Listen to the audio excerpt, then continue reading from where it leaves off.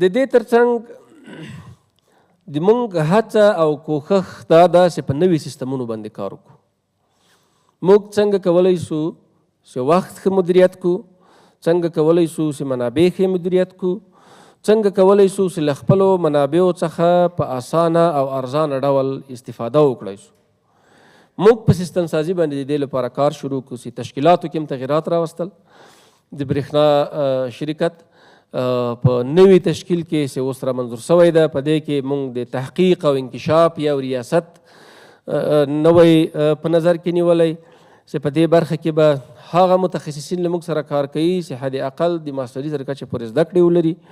دوی به د برېښنا د توکو د موږ کومه فابریکه چې ده په دې کې هم تحقیق کوي او همدارنګه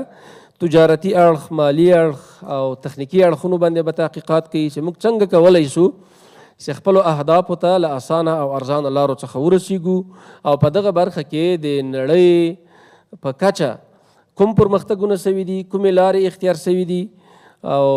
دوی به په دې انکشافاتو باندې تحقیقاتو باندې کار کوي او هغه ته به انکشاف ورکوي. همدارنګه موږ د ضایعاتو په خطر باندې هم یو جداګانه واحد فعاله کړه چې تجارتي او تخنیکي ضایعات په تر قوي څار لاندې نیسي تر څو پورې موږ وکولی سو چې دغه مشکلات را کم کړو. تاسو وینئ چې سږکال ژمی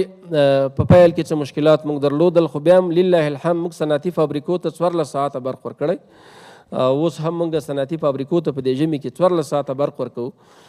داسې ډېر پرمختللي هیوادونه موږ په مثال کې پیش کولی شو چې په ژمي کې خپلو صنعتي فابریکو ته جواب ورکړی، برق نشي ورکوی، تاسو په جریان کې. خو الحمدلله د افغانستان برېښنا شرکت په هلو ځلو